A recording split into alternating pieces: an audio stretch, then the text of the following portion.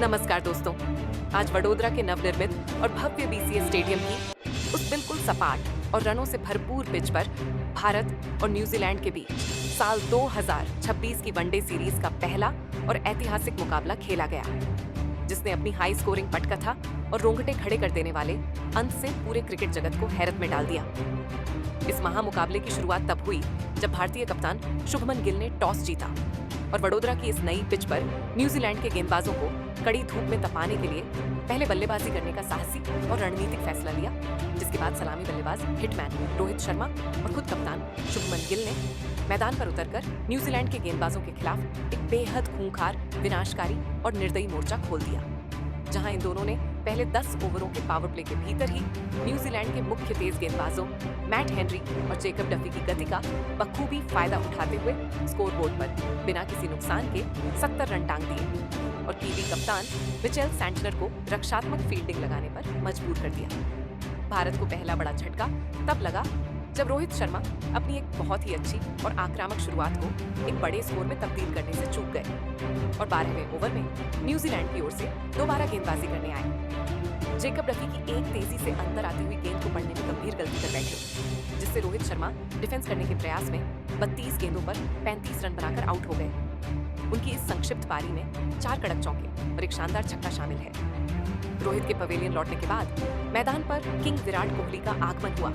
और उन्होंने कप्तान शुभमन गिल के साथ मिलकर न्यूजीलैंड के स्पिनरों के खिलाफ रनों की रफ्तार को 5 के रन 5 रेट से ऊपर बनाए रखा, जहां शुभमन गिल आज एक बिल्कुल अलग ही महाविनाशकारी, अलौकिक और जादुई लय में बल्लेबाजी कर रहे थे और उन्होंने मैदान के चारों ओर अपने कलात्मक शॉट्स का मुजाहिरा पेश करते हुए 22वें ओवर में गेंदबाजी करने आए। मिचेल सैंटनर की गेंद पर 1 रन लेकर अपना जादुई अंतरराष्ट्रीय शतक पूरा किया, जिससे पूरा बीसीए स्टेडियम गिल गिल के नारों से गूंज उठा। विराट कोहली ने भी दूसरे छोर से बहुत ही सधी हुई और शानदार बल्लेबाजी की, जहां उन्होंने अपना अर्धशतक पूरा किया, लेकिन वह अपनी पारी को शतक में बदलने से पहले ही 28वें ओवर में गेंदबाजी करने आए। लेग स्पिनर ईश सौडी की एक चकमा देती हुई गुगली पर अपना मानसिक संतुलन खो बैठे, जिससे विराट कोहली सीधा प्रहार करने के प्रयास में 68 गेंदों पर 73 रन बनाकर आउट हो गए।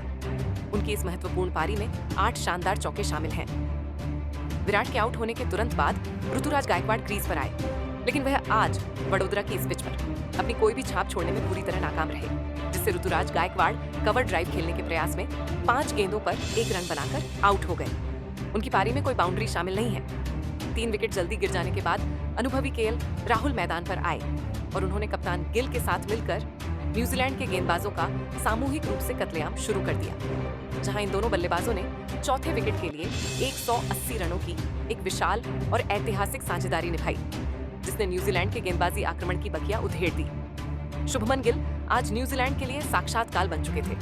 और वह 152 रन पर नाबाद रहकर भारतीय टीम को एक विशाल स्कोर की ओर बहुत तेजी से ले जा रहे थे, जबकि केएल राहुल ने पारी के अंतिम डेथ ओवरों में अपना असली रौद्र रूप दिखाया और 45वें ओवर में गेंदबाजी करने आए। लंबे कद के तेज गेंदबाज काइल जैमिसन के खिलाफ लगातार 3 गेंदों पर 3 गगनचुंबी छक्के जड़कर अपना ऐतिहासिक और यादगार वनडे शतक पूरा किया। केएल राहुल की यह प्रलयकारी पारी अंततः 49वें ओवर में समाप्त हुई, जब वह एक और बड़ा शॉट खेलने के चक्कर में अपना विकेट दे बैठे, जिससे केएल राहुल बड़ा हिट लगाने के प्रयास में 82 गेंदों पर 127 रन बनाकर आउट हो गए। उनकी इस विनाशकारी पारी में 11 कड़क चौके और 6 विशाल छक्के शामिल हैं। भारतीय टीम ने निर्धारित 50 ओवरों के भीषण खेल के बाद 5 विकेट के नुकसान पर 398 रनों का एक विशाल, अभेद्य और हिमालय जैसा स्कोरबोर्ड पर टांग दिया, जहां कप्तान शुभमन गिल 132 गेंदों पर 152 रन पर नाबाद रहे और ऋषभ पंत 2 गेंदों पर 5 रन पर नाबाद थे। वडोदरा के बीसीए स्टेडियम की दूधिया रोशनी में जब न्यूजीलैंड की टीम 399 रनों के इस हिमालय जैसे विशाल और रूह कंपा देने वाले लक्ष्य का पीछा करने मैदान पर उतरी, तो उनके सलामी बल्लेबाजों के इरादों ने पूरे स्टेडियम को स्तब्ध कर दिया, जहां डेवन कॉनवे और रचिन रविंद्र की बाएं हाथ की जादुई जोड़ी ने भारतीय तेज गेंदबाजों प्रसिद्ध कृष्णा और मोहम्मद सिराज के खिलाफ बिना किसी खौफ के एक ऐसी डरावनी, आक्रामक और प्रलयकारी शुरुआत की, जिसकी कल्पना शायद भारतीय कप्तान शुभमन गिल ने भी नहीं की थी। इन दोनों कीवी बल्लेबाजों ने वडोदरा के इस मैदान पर रनों की एक ऐसी विनाशकारी आंधी ला दी जिसने भारतीय आक्रमण की धज्जियां उड़ा दी। जहां डेवन कॉनवे ने सिराज की गति का इस्तेमाल करते हुए पहले ही ओवर में 2 शानदार चौके जड़े और रचिन रवींद्र ने दूसरे छोर से प्रसिद्ध कृष्णा की शॉर्ट गेंदों पर फुल शॉट खेलकर अपने खतरनाक मंसूबे साफ कर दिए, जिससे न्यूजीलैंड ने 30 ओवरों के भीषण खेल तक केवल 2 विकेट के नुकसान पर 250 रन बोर्ड पर टांग दिए थे और पूरे स्टेडियम में सन्नाटा पसर गया था। न्यूजीलैंड की ओर से डेवन कॉनवे आज किसी अलग ही दिव्य धुन में बल्लेबाजी कर रहे थे और उन्होंने भारतीय स्पिनरों वाशिंगटन सुंदर और कुलदीप यादव के खिलाफ कदमों का बेहतरीन इस्तेमाल करते हुए अपना एक और जादुई अंतर्राष्ट्रीय शतक पूरा किया, जहां वे 110 रन पर नाबाद रहकर मैच को पूरी तरह न्यूजीलैंड की मुट्ठी में ले जा रहे थे और भारतीय गेंदबाजों के पास उनकी क्लासिकल बल्लेबाजी का कोई ठोस जवाब नजर नहीं आ रहा था। जब कीवी टीम की रण गति को देखते हुए ऐसा लग रहा था कि वे इस ऐतिहासिक लक्ष्य को 45 ओवरों में ही हासिल कर लेंगे, क्योंकि अनुभवी केन विलियमसन भी दूसरे छोर से रचिन रवींद्र के 65 गेंदों पर 72 रन बनाकर आउट होने के बाद पारी को मजबूती से आगे बढ़ा रहे थे, जिससे केन विलियमसन कवर ड्राइव खेलने के प्रयास में 45 गेंदों पर 44 रन बनाकर आउट हो गए। उनकी पारी में 5 चौके शामिल हैं, लेकिन तभी खेल के 35वें ओवर में कप्तान ने दोबारा जादुई स्पिनर कुलदीप यादव को मोर्चे पर बुलाया, जिन्होंने अपनी फिरकी से मैच का पूरा पासा और वडोदरा की शाम की किस्मत ही बदल दी। कुलदीप यादव ने अपने इस चमत्कारी ओवर में पहले से सेट बल्लेबाज डेवन कॉनवे को अपनी एक रहस्यमयी गुगली पर चकमा देकर क्लीन बोल्ड कर दिया, जिससे डेवन कॉनवे डिफेंस करने के प्रयास में 98 गेंदों पर 110 रन बनाकर आउट हो गए। उनकी इस प्रलयकारी पारी में 12 शानदार चौके और 3 गगनचुंबी छक्के शामिल हैं और इसी ओवर की अंतिम गेंद पर कुलदीप ने नए बल्लेबाज डेरिल मिचेल को भी पवेलियन का रास्ता दिखा दिया, जिससे डेरिल मिचेल बड़ा शॉट खेलने के प्रयास में 3 गेंदों पर 2 रन बनाकर आउट हो गए। उनकी पारी में कोई बाउंड्री शामिल नहीं है। कुलदीप के इस दोहरे छक्के के बाद न्यूजीलैंड की टीम अचानक बैकफुट पर आ गई और रनों की गति पर भारतीय स्पिनरों ने पूरी तरह से लगाम लगा दी, जहां न्यूजीलैंड को अब अंतिम 5 ओवरों के निर्णायक और सांसें रोक देने वाले खेल में जीत के लिए 60 रनों की एक अत्यंत कठिन और दुर्गम दरकार थी।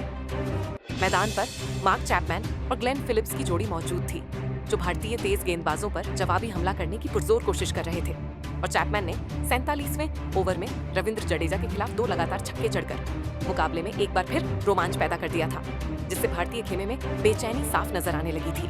खेल के 48वें ओवर में कप्तान ने अनुभवी प्रसिद्ध कृष्णा को अंतिम स्पेल के लिए बुलाया और उन्होंने अपनी विश्वस्तरीय काबिलियत का मुजाहिरा पेश करते हुए एक सटीक बाउंसर पर मार्क चैपमैन को अपनी गति से मात दे दी, जिससे मार्क चैपमैन बड़ा हिट लगाने के प्रयास में 38 गेंदों पर 42 रन बनाकर आउट हो गए।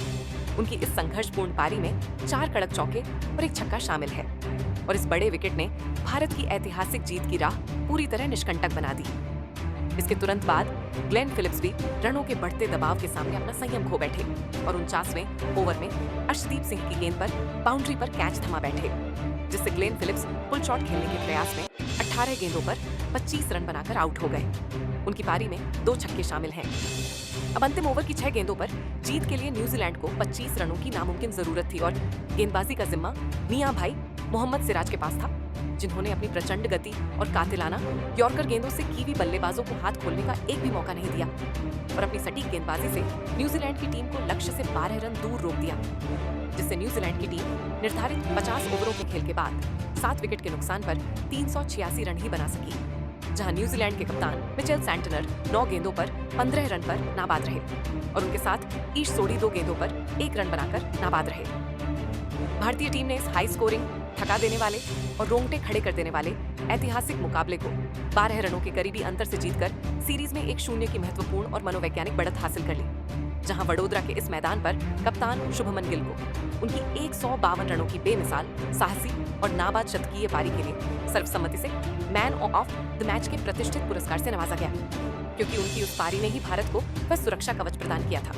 जिसके सामने न्यूजीलैंड की इतनी बड़ी आंधी भी शांत हो गई। तो दोस्तों, आपके हिसाब से भारत की इस ऐतिहासिक जीत का असली हीरो कौन था? अपनी कीमती राय हमें कमेंट बॉक्स में जरूर बताइए और अगर आपको यह वीडियो अच्छा लगा तो इस वीडियो को लाइक करें, शेयर करें और हमारे चैनल को सब्सक्राइब करना ना भूलें और हमें यह भी बताएं कि क्या भारत दूसरे वनडे मुकाबले में भी इसी तरह से शानदार जीत हासिल कर पाएगा। जय हिंद, वंदे मातरम।